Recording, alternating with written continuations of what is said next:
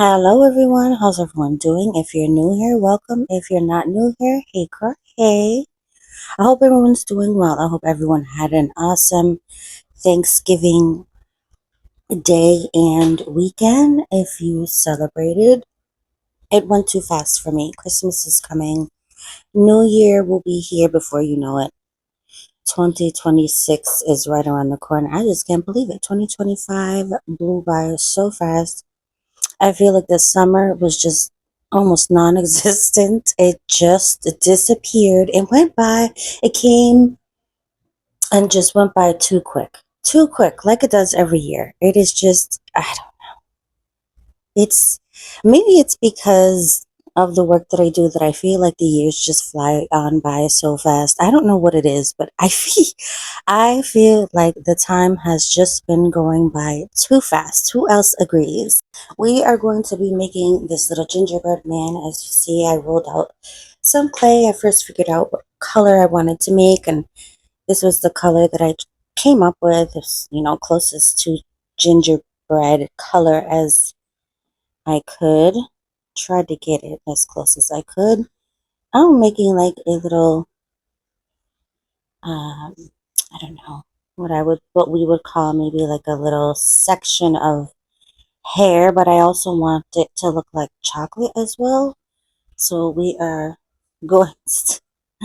I'm looking at the gingerbread man off camera, and I think he looks so funny. He's cute. He's cute, but I think I might want to try it out again. Maybe make some single stands. This one I made a two magnet. I could have gone and did this a whole five magnet one, but I decided to go with two. I didn't want him to be covered up so much, and I still wanted to see him while we were decorating or designing, using the nail stand.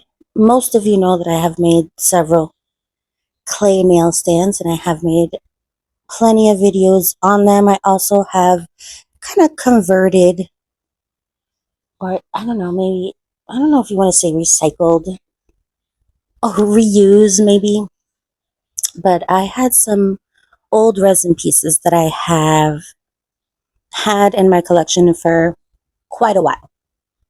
And then I said, you know what? You worked so hard on those things, and also they're beautiful also, and I couldn't deal with throwing them away. I probably did toss a few, but I couldn't throw them all away. I just couldn't. There were old ones that maybe the resin was yellowing, because now they have really good resin that is non-yellowing, and so it stays clear. But there might have been some resins in the past, many, many years ago, that I used that I didn't really know, about the whole non-yellowing thing. So I grabbed the pieces that I thought I could reuse or turn into nail stands, and that's what I did. So I made like a little series of making nail stands. If you want to go back and watch those, you can. But along with making nails, I do love crafting. So you're going to see a mix of, well, you're going to see a mix of the two of those things if you're new here. And then I do some watch me works and how to's, and you'll see some unboxings and hauls and reviews, collaborations, things like that. So that same colored clay, we're just going to go around the entire gingerbread man and try to blend in that new clay into the base of the gingerbread man.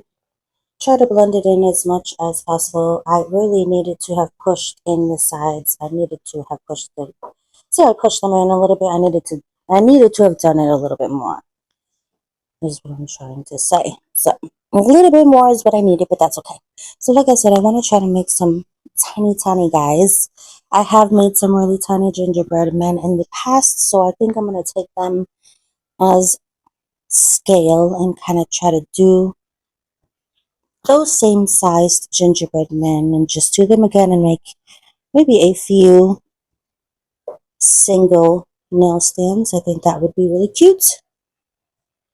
But I remember making these tiny little candy canes a while ago, and I really want to make some more. I ran out of white clay, and I feel like white clay is one of those colors that you run out of all the time. That and like a tan color. I think in Sculpey it's called ecru. That's one of my favorite colors with polymer clay because that color is so versatile, excuse me, and you can do so many things with that beige color. I've got probably every other color except for white and ecru. So I might go ahead and look at Michael's and see what they have. I know that there was some Black Friday sales going on, so I'll probably take advantage of that. But yeah, maybe some new packs of clay because I'm running out of a few colors. And the we're not gonna see it now, I don't think, but the little candy cane that I had on that I attached to this gingerbread man that we're making, the little candy cane broke, so I need to go ahead and fix that. But other than that, I'm going to take this gingerbread man and use him in my new videos so that you could see him. But yeah, this one was a lot of fun to use, or to make, excuse me. Not use, what am I thinking? But yeah, so much fun. If you have never worked with polymer clay before, I say go ahead and try it. It's so much fun. It's relaxing. It's therapeutic. Um, I make, this is, the gingerbread man is kind of a little bit bigger, but I do make very, very tiny little creations. I have shown them before, but if you guys want to see my little collection, I would go ahead and do that. I have shown it a couple times before. But yeah, and they're just sitting there, and I was thinking maybe making them into charms. A lot of my clay pieces do not have eye screws in them, therefore they are not charms. So if I were to add, I don't know how easy it would be now to add the eye screw in now without the clay kind of cracking. I'm not sure if it would do that, but I could see it doing that or breaking. So that's why it is important to, if you can, put your, a lot of people make like the indentation of the finding or the eye screw, eye screw, I think it's called an eye screw pin maybe. Sometimes people make the indentation before they bake it, and then afterwards they put the eye screw in. I like to put the eye pin or eye screw into the clay before I bake it. That's just how I like to do it, and there's no problems with that at all. The only thing you don't want to do is if you are putting your glazing your piece with resin, you do not want to bake your resin. Do not do that. You want to bake your polymer clay piece first, and then you want, when you take it out of the oven, that's when you want to glaze it with your resin and then cure your resin. Do not put resin in the oven. Please do not do that. Resin is toxic, and you definitely for sure do not want to bake it. You also have to be careful with baking your polymer clay too. Like when you are baking your polymer clay, make sure that you have windows open, fans going. I do have my new Resiners air purifier, so I do have that running when I bake polymer clay as well. Make sure my air is safe and clean to use or to be in. I don't know why I keep using that word. But see, this little candy cane here is the one that I broke when I think I was trying to, I think in the process of me trying to coat it with resin, I ended up getting some resin where I didn't want it, and I think I tried to remove it, and that's why I popped a little candy cane. But that's okay, I can remove the rest of the candy cane and just add a new one. It is no biggie.